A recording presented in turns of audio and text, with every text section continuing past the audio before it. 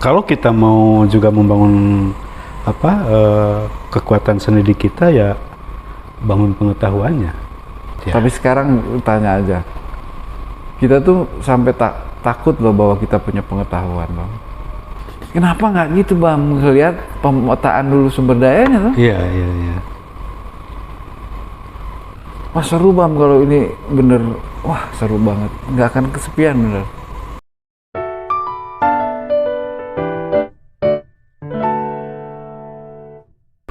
Teman-teman Sketsa Mas Bung, saya sudah berada di Jatiwangi, di Jatiwangi Art Factory, sebuah komunitas kreatif di Majalengka, persisnya di daerah Jatisura, bersama Arif Yudi, sang presiden dari JAF. Jatiwangi Art Factory, biasa disingkat JAF, berada di Desa Jatisura, Kecamatan Jatiwangi, Kabupaten Majalengka, Jawa Barat. Pada tahun 1901, desa ini bernama Sindangkerta dan berubah menjadi Jatisura pada masa kepemimpinan Surah Abdullah. Desa ini merupakan salah satu sentra industri genteng tradisional di Jatiwangi yang mengalami masa kejayaan pada dekade 1980 sampai tahun 2000-an. Menurut Ila Sukrila Syarif, salah satu penggerak di Jatiwangi, mengatakan jumlah pabrik genteng pada dekade 1980-an berjumlah 500 pabrik dan menyusut menjadi 150 pabrik pada tahun 2020. Antara tahun 2015 sampai tahun 2020, akses dari luar daerah ke Jatiwangi semakin terbuka lebar. Tahun 2015, jalan tol Cikopo Palimanan dibuka, membawa arus lalu lintas dari arah utara Pulau Jawa. Tahun 2023, tol Cisumdawu beroperasi, membawa arus lalu lintas dari bagian tengah Pulau Jawa. Dan pada tahun 2018, Bandara Kertajati dibuka sebagai bandara internasional. Kepikiran nggak sih pengaruh dari akses tol sama Bandara Kertajati itu akan berpengaruh besar pada tata ruang? Sangat. Kita sudah omongin dari awal kita berdiri soal itu, perubahan ini. Walaupun lebih banyak ngawang-ngawang karena kita nggak tahu aslinya perubahan itu kayak apa gitu. Iya, yang pas. Tapi setelah datang baru ngeh bener, oh iya. Pertama, waktu jadi sempit. Waktu berkumpul warga itu tambah sempit sekarang. Itu yang paling kerasa. Orientasinya sekarang lebih personal. Tapi kegiatan komunal masih ada? Terus kita jaga. Dijagain ya? Walaupun berat banget sekarang. Waktunya nggak punya. Masih sekarang ada ulang tahun desa, walaupun mungkin juga nggak pernah bener ngelacak kapannya, tapi ada gitu. Ada kan? Mulai. Ya sebagai nggak apa-apa. Ya sebagai sebuah momen bersama. Iya, cuma itu aja ngambilnya. Ya karena dengan jalan tol, kemudian Bandara Kertajati yang mungkin kita tidak mampu melihat proyeksi kedepannya itu seperti apa. Itu kekuatan kapital. Memang nggak kebayang, Bang. Nggak kebayang itu. Tapi mereka itu risetnya gila, sampai setiap penduduk kayaknya sudah diriset sama mereka. Belanjanya apa, kemana, itu udah. Iya. Kita risetnya cuma nggak tahu cara meriset juga. Mereka mau udah tim ininya, Iyalah. Emang nguji coba terus semua metode sekarang jadi. Tapi kalau lulus, si JAF ini punya kepiawaian bagaimana perpindahan dari rural ke urban itu. Ya. Wah, itu udah keahlian yang luar biasa udah kalau lulus ya.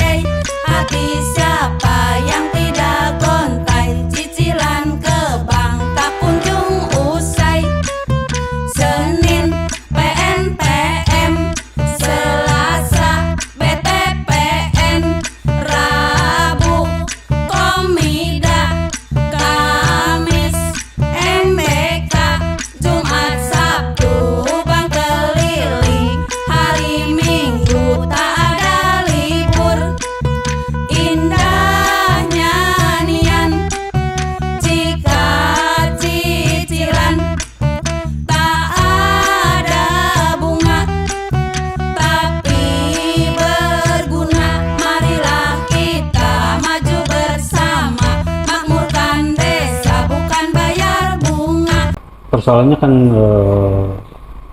banggaannya ya. Anak-anak yang tidak mau gadung itu karena merasa bahwa gadung itu miskin, simbol miskin, Ya, kurang tidak wah gitu ya. Nggak ada MSBI, Hah? nggak ada miskin, nggak ada Nggak gurih, ya karena itu. Ya. Ini contoh menarik sih menurut aku sih ya. Anak kecil yang akhirnya tidak suka gadung itu sampel bagaimana shocking culture itu. ya. Yang kita mau lebarin lagi sebenarnya, kalau katakanlah kota terakota ini terwujud gitu ya secara visual, lalu apakah secara visual ini bisa mempengaruhi pola orang? Apakah ada bedanya misalnya dari sebuah wilayah dengan visual terakota sebagai identitas kotanya, apakah politisinya juga berbeda atau gitu loh, cara berekonominya juga berbeda, atau sama aja? Itu juga sedang kita itu karena biasanya kalau ruangnya sudah berbeda mestinya kan pola laku orangnya juga berbeda gitu. Iya. Apakah bisa gitu sampai situ atau hanya sebagai tempelan doang nih? Aduh. Kalau menurut aku sih kemungkinannya orientasi politisi dan pemerintah itu atas daerahnya itu yang pertama itu ekonomi. Jadi budaya pun adalah dilihat sebagai aset ekonomi. Jadi mungkin begini, oke, kita harus mampu meyakinkan pemerintah bahwa dengan budaya terakota di sini ini adalah sebagai sentra aset yang mensuplai terakota untuk seluruh Indonesia. Itu pasarnya, bahkan ke luar negeri. Ya. Orientasinya harus ke sana. Agar identitas terakota ini Dia masuk akal juga. Masuk dari akal. perspektif itu ya. Iya, gitu. Ya. Tapi kalau just culture, identitas visual, mereka akan mikir juga nanti, iya sih gitu. Ya, terus apa gitu? Ya. Apa sih dampaknya buat masyarakat? Kan mereka mau praktis, apalagi dengan otonomi daerah. Gubernur itu kan nggak punya wilayah, dia Nggak hanya punya, koordinator dan wakil dari pemerintah pusat. Sebaiknya emang jangan dipilih kalau koordinator ya. Tunjuk aja lah. Si Fahri Hamzah kan ngomongnya gitu. Ngapain ada pemilihan gubernur? Enggak. Dia nggak punya wilayah. Iya. Wilayah yang punya wilayah kan bupati. Nah, itu gedung-gedung kesenian yang dibangun Ridwan Kamil di 6 kabupaten kota itu tidak semuanya hidup kan? Hampir semua nggak hidup. Iya, karena yang harus menghidupkan bukan gubernur, bupati. Iya. Lah kalau bupatinya nggak bisa ngisi, nggak bisa ini konten, ya dia hanya jadi bangunan, hancur. Nah sekarang ada kemungkinan nggak hubungannya, ini kan misalnya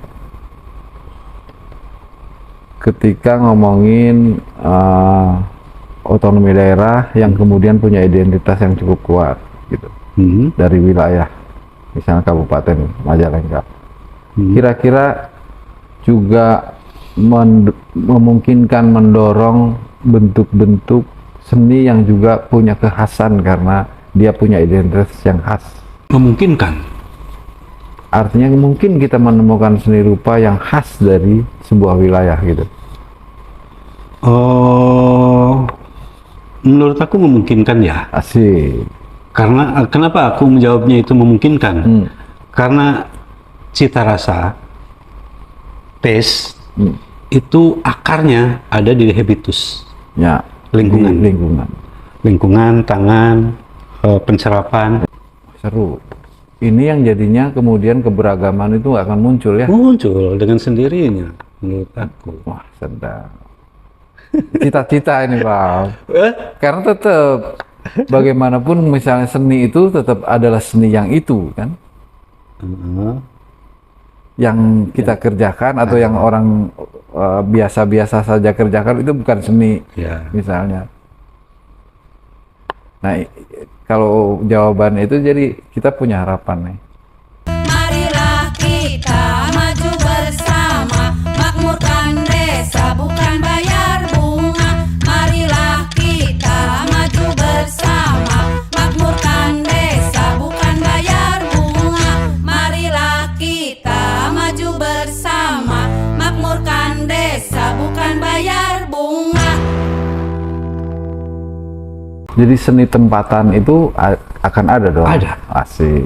Ya oke lah dari sisi konsep seni rupa kontemporer yang kita tahu lah ya, borderless, kemudian tidak mengenal masa,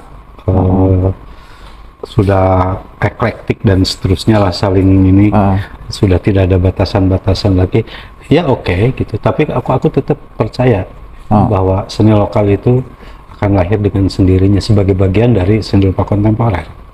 Nah tapi kita terpaksa kalau ngomong seni ya, karena yang punya struktur itu barat, katakanlah bagaimana mengkonstruksi sampai kemudian yang sekarang kita lihat gitu. Bagaimana pola konstruksinya itu, mulai dari mana? Apakah misalnya kalau strategi dagang kan, mulai kapan orang dihembuskan agar berpikir tentang ini? Maka disiapkanlah akademisinya atau apanya atau pemikirnya untuk menghembuskan ini yang sedang penting. Iya. Tapi sudah disiapkan tuh bakal desain visual dan seterusnya. Keluarlah kemudian mahjab tertentu, katakanlah dari ini kan dihembuskan dulu tuh Bang. Kuncinya kan bagaimana membangun pengetahuan, menurut aku sih ya. Oke. Membangun pengetahuan. Ya.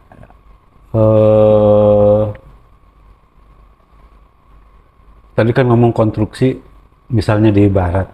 Ya di barat itu konstruksinya kan pengetahuan, epistem, epistemologi. Nah, kalau kita mau juga membangun kekuatan seni di kita, ya bangun pengetahuannya. Dan pengetahuan itu baru akan terasa sebagai pengetahuan kalau kita mengenal betul bahwa kita punya sesuatu. Itu. Kadang-kadang kita konyol-konyol, misalnya ini satu desa cuma 3.000 orang katakanlah.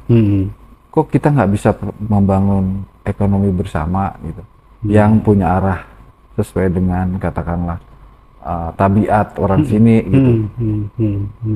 Itu tuh juga, kenapa ya kita juga uji coba di situ, tapi masih beberapa gagal. Ya. Masih jauh. Ya menurut aku sih uji coba itu menarik ya, karena nanti juga di situ ini kan berproses ya. Uji coba itu ada proses interaksi, komunikasi dengan masyarakat, yang sebenarnya di situ yang terjadi adalah pertukaran pengetahuan, pertukaran mimpi, pertukaran harapan, kan masuk juga tuh, gitu. Dan menurut aku itu yang penting, proses komunikasi itu, komunikasi dengan masyarakat ya. Betul. Versi Habermas. Bener Bang. Kenapa nggak kita ngelihatnya masuk ke museumnya doang setelah jadi?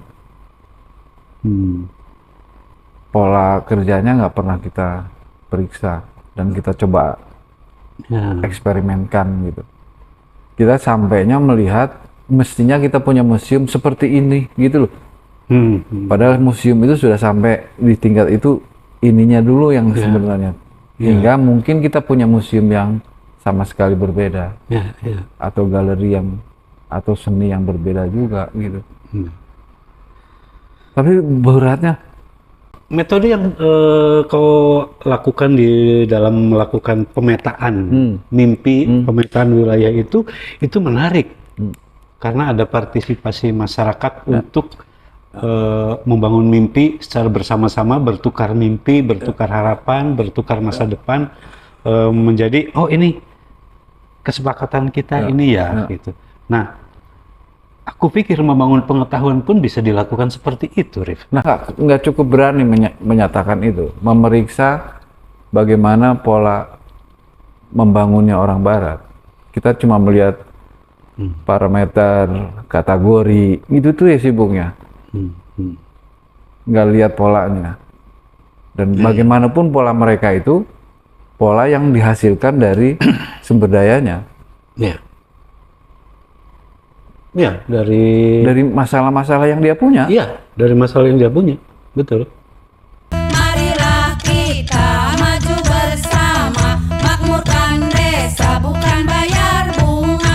Marilah kita maju bersama, makmurkan desa bukan bayar bunga. Marilah kita maju bersama, makmurkan desa bukan bayar bunga. Ya. Tapi sekarang tanya aja, kita tuh sampai takut loh bahwa kita punya pengetahuan loh. Yang perlu dibangkitkan itu rasa percaya diri dan penghargaan Ya, pada kekayaan diri dan lingkungan sekitarnya menurut aku. Kan? ya betul. Itu. Artinya sebenarnya kita mencoba mengembalikan dulu sementara waktu pada penghayatan orang tempatan itu pada penghayatan pada kehidupannya sendiri. Ya. Ya. Yang kian hari penghayatan itu waktunya diperpendek karena ada industrialisasi yang meminta nggak perlu penghayatan Nggak perlu. soal itu. Iya. Lu jalanin saja. Kayak gadu itu sebenarnya beracun ya. Ya, tahu. Ya maksudnya bisa mengolah racun. Itu aja pengetahuan, ya. Iya. Kok kita asal aja. Kalau apa pendaki gunung yang asal, ada Bisa. umbi-umbi. Bisa repot. Iya. Betul. Jagoan. Tapi tanyalah sama orang sini. Kenapa? Yang berpengetahuan itu bukan mereka. Walaupun dia sudah ngomong puluhan tahun ngomongin genteng juga. Itu ajaib banget. Kira-kira kan begini. Pernah kan ketika dulu di sini bikin film, kemudian aktor-aktornya itu masyarakat sini. Ya, Dan ketika itu ditayangkan dan mereka menonton, ya, apa yang mereka rasakan? ya. Kemudian gimana komentar mereka? Ya, Kan? ya. Wih, ternyata itu orang.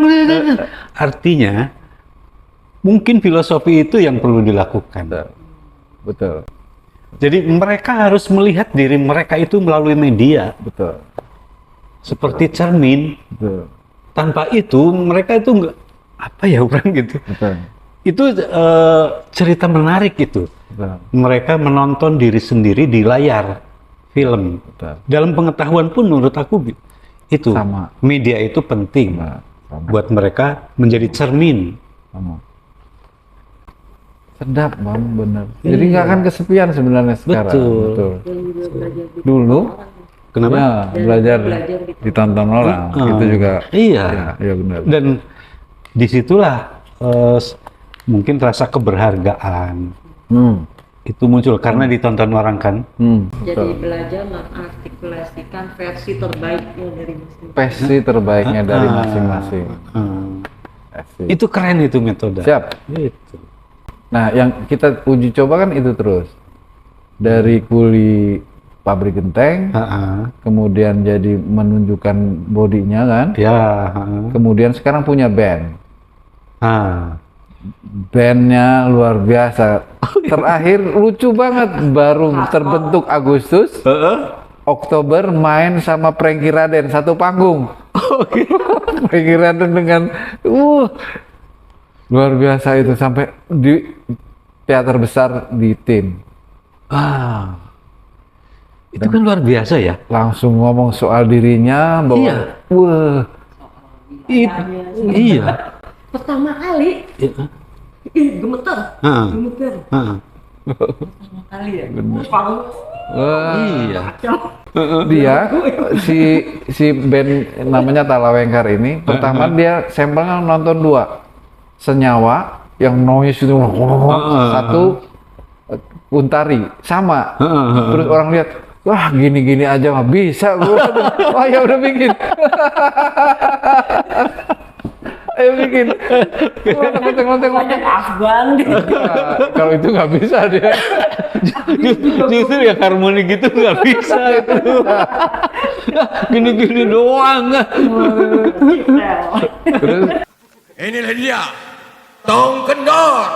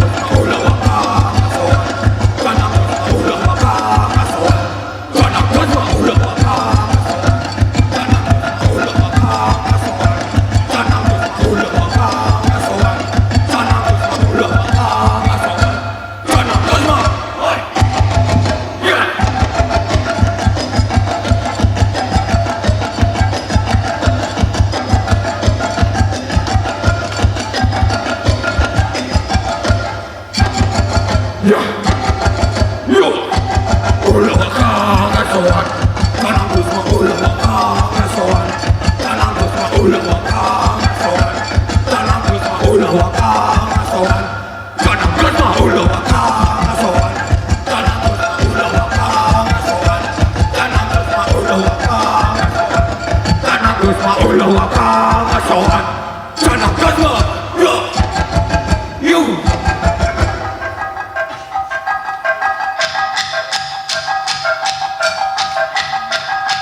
Tolong doa, tolong saya, hei hei hi, tolong doa, tolong saya, hei hei hi, tolong doa, tolong saya, hei hei hi, Yoni gawe.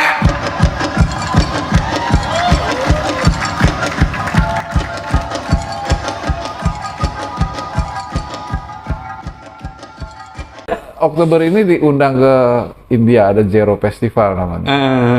Biaya penuh, uangnya cukup bagus. Tapi karena disupport Israel, mereka nggak mau. Wah, saya gitu. Lu belum apa-apa udah sombong.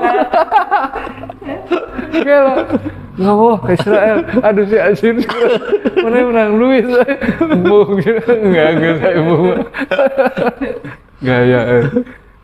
Nangisnya soal geopolitik.